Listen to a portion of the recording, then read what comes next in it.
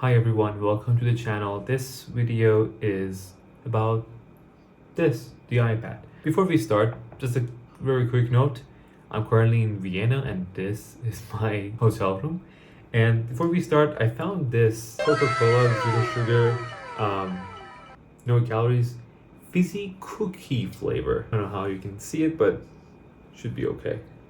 It's Oreo Coca-Cola. Just wanted to share that with you guys. I want to see how does it taste like. Wow. Okay, let's give it a shot.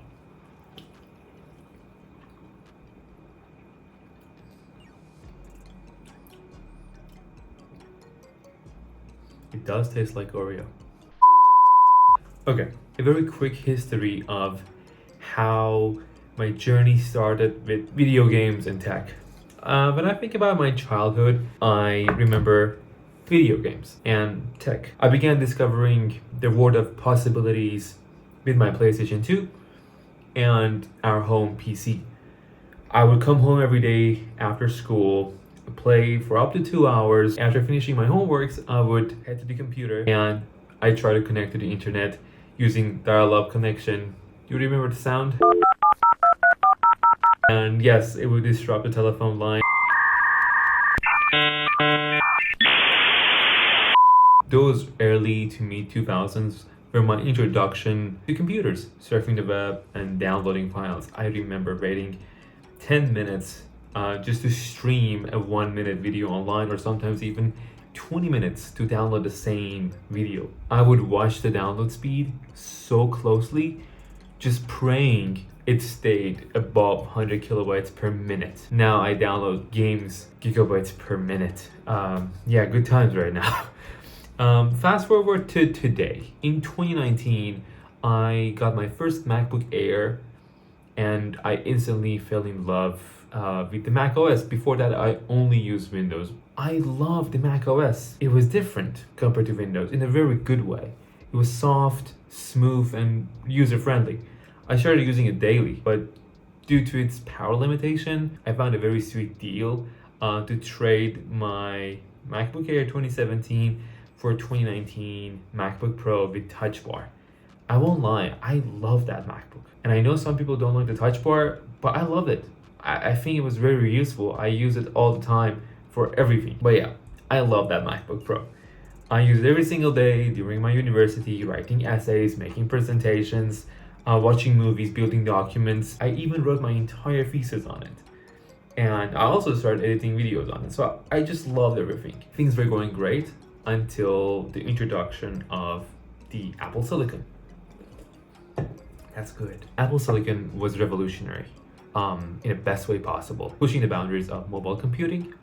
But for me and my Intel-based MacBook Pro, each macOS update just made my laptop feel slower and slower. Wow. My girlfriend also had the same MacBook Pro, but she pushed hers to the absolute limit, and just one day, the screen went just black.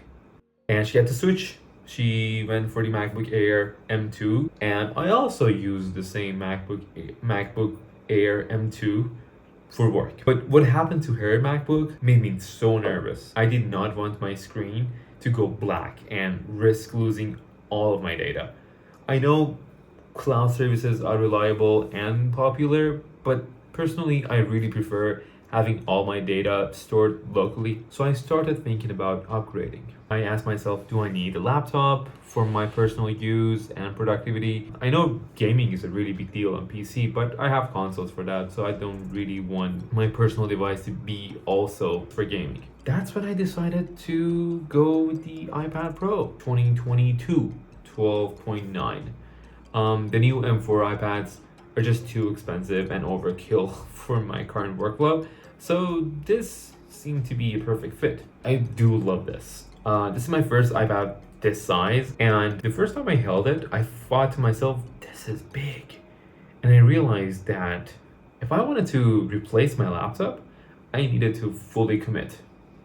So I got the Magic Keyboard as well. And now I feel like it can actually replace my laptop, and I think I can make it work. And I have to make it work because I sold my MacBook Pro, so I only have this.